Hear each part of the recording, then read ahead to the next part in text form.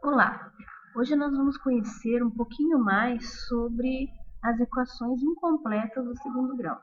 Então, na aula anterior, nós estudamos um tipo de equação incompleta do segundo grau.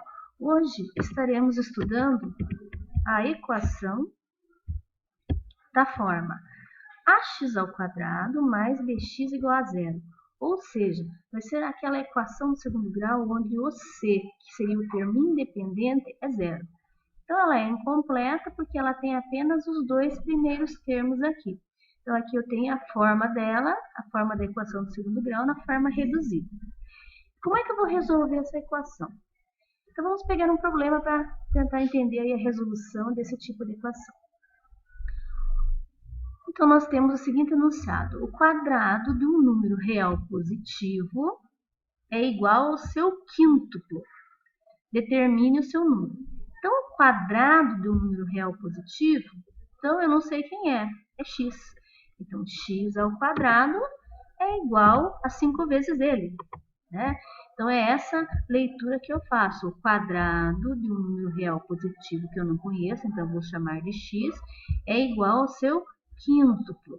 Determine esse número. Então, de que maneira que eu vou fazer para resolver esse tipo de equação? O primeiro passo é escrever a equação na forma reduzida. Então, aqui eu tenho x² menos 5x igual a zero. O próximo passo é observar aqui nessa equação que eu tenho aqui x², que é a mesma coisa que x vezes x, e 5 vezes x. Ou seja, os dois termos têm um fator que é x. Fator é o termo da multiplicação. Então, aqui eu tenho dois fatores, né? No caso, x vezes x, e aqui eu tenho dois fatores, que é o 5 vezes x. Então, o que eu vou fazer? Eu vou colocar o x em evidência. Eu vou tirar aqui um x do primeiro termo, um x do segundo, e vou colocar ele multiplicando aqui em evidência. Você pode observar que se eu fizer a multiplicação de volta, x vezes x², eu vou voltar lá em cima. E x vezes menos 5, menos 5x. Então, essa equação é equivalente a essa. Mas essa está na forma fatorada. Então, eu fatorei colocando o x em evidência. Então, esse tipo de equação eu sempre vou resolver, poderei resolver dessa forma, colocando o x aí em evidência e usando o seguinte raciocínio. Vejam bem, é uma multiplicação. Eu tenho x que multiplica x menos 5, que dá zero. Ou seja, quando que uma multiplicação dá zero? Uma multiplicação dá zero se eu multiplico por zero. Isso significa que um desses fatores aqui, que estão aparecendo aqui, o x ou o x menos 5, tem que dar zero. Porque se o x for zero, 0 vezes o x menos 5 vai dar zero. Se esse valor aqui que eu encontrar der zero, o x vezes o zero vai resultar em zero. Então, a lógica é, considerando que a multiplicação é zero, eu vou considerar que um dos fatores pode ser zero. Então, vamos considerar lá, se o x for igual a zero, eu já achei uma solução, já é uma raiz. Então, o primeiro fator aqui pode ser zero para que essa expressão toda resulte em zero. Mas eu também tenho a situação em que o x menos 5 pode ser igual a zero. E se o x menos 5 for igual a zero, como que eu resolvo isso? Então, usando lá o princípio aditivo, né? Então, passo 5 lá, somo 5 nos dois membros. Então, eu vou ter x igual a 5. Ou seja, essa é a outra raiz da equação. Então, as raízes da minha equação são 0 e 5. Agora, vamos voltar lá no enunciado. O enunciado diz assim: o quadrado de um número real positivo é igual ao seu quinto. Então, a solução dessa equação é 0 e 5. Mas a solução deste problema vai ser só o 5, porque o 0 ele é neutro, ele não é nem positivo e nem negativo. Então, a solução do problema seria x igual a 5. Então, nesse caso, se observa que uma solução deu 0 e a outra solução deu 5. Então, para entender um pouquinho mais sobre isso, vamos pegar um outro exemplo. Vamos direto a uma equação aí. Então, determine os números reais que satisfazem a equação 3m² menos 21 igual a zero. Então, o que você vai fazer? Vamos usar o mesmo raciocínio. Já está na forma reduzida a equação. Então, qual seria o próximo passo?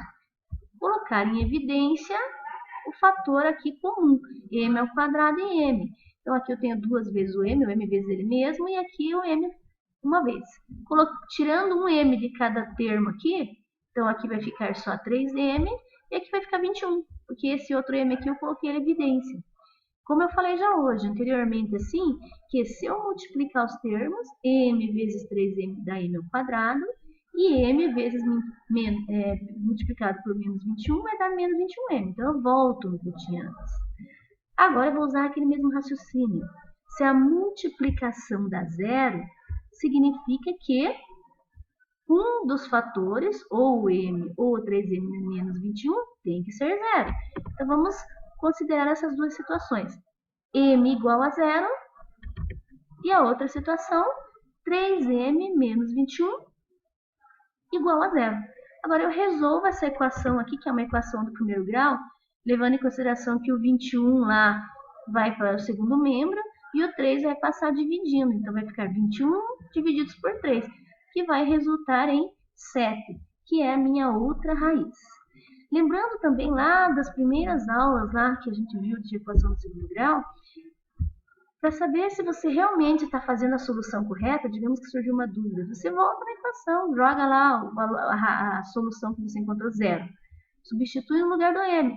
Para ser solução, tem que dar zero. O 7, para ser solução, se você substituir lá no lugar do m, tem que dar zero. Então, é uma forma de você tirar a prova real aí do exercício que você fez. Então, nesse caso, como não é um problema que pede para determinar os números reais que satisfazem essa equação, quais são os números reais? O 0 e o 7. Então, o 0 e o 7 são as raízes da equação, ou solução aí da equação dada. Ok? Então, como você pode observar, a equação anterior também deu 0. Isso significa que a gente pode chegar à seguinte conclusão. Toda equação que eu resolver da forma ax ao quadrado mais bx igual a zero, sempre vai ter uma solução nula. Sempre vai ter uma solução zero e uma outra solução diferente de zero. Tá? Então, eu já sei que uma solução sempre vai ser zero. Então, agora vamos para um último exemplo aqui. Determine a solução da equação 4x ao quadrado igual a 4/3 de x. Olha a fração aí, né? Muitas pessoas olham a fração e pensam, nossa, fração, não sei. E não é uma coisa impossível de se resolver, não é uma coisa difícil. Eu só preciso usar as propriedades, né, para operar aí com esse tipo de números.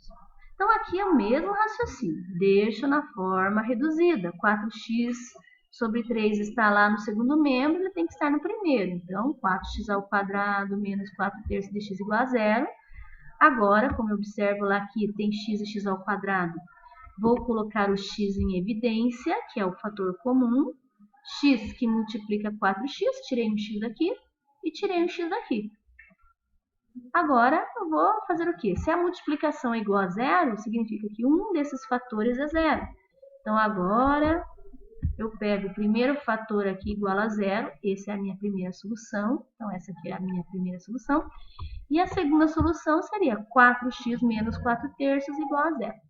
Como que eu resolvo essa equação? Mesma forma que eu resolvi as outras. Menos 4/3, né? O segundo membro, eu passo ele lá positivo, ou uso o princípio aditivo, como a gente fala, né? Soma 4/3 dos dois membros na minha equação, né? Então, se eu somar 4/3 aqui, esse vai eliminar. E se eu somar 4/3 daqui, vai dar 4/3 do outro lado, né, da minha equação. Então, eu tenho aqui 4x igual a 4/3. Esse 4 aqui que está multiplicando, o que eu faço? Eu vou dividir a minha equação inteira por 4. Se eu dividir 4 por 4, dá 1. E eu tenho que dividir 4/3 por 4. Vamos relembrar agora como é que faz divisão de fração. Lembrando aqui que eu tenho uma divisão de 4/3 por 4 sobre 1, aí eu vou recordar lá que a divisão de fração é realizada da seguinte forma. Repete a primeira fração e multiplica pelo inverso da segunda. Então, como que vai ficar esse resultado? 4 terços que multiplica, qual é o inverso do 4? 1 quarto. Agora eu faço a multiplicação normal. 4 vezes 1, 4. 3 vezes 4, 12. Ainda eu posso simplificar esse meu resultado. Se você observar aqui, esses números, os dois são múltiplos de 4. Os dois tem lá na tabuada do 4. Então, se eu dividir por 4 o número de cima e se eu dividir por 4 o número de baixo, eu vou obter 1 terço. 4 divididos por 4 é 1. 12 divididos por 4 é 3. Então, essa é a outra raiz da equação. Então, quais são as soluções aí que eu obtive? 0 e 1 terço. E assim, eu consigo verificar mais uma vez que uma das soluções sempre vai ser 0. Ok? Então, agora, treine aí essas resoluções, né? Tente resolver os exercícios aí das suas aulas. E aos meus alunos, né? Aí vai mais uma dica para vocês poderem aprender melhor e fazer melhor aí essas atividades. Então, até a próxima aula.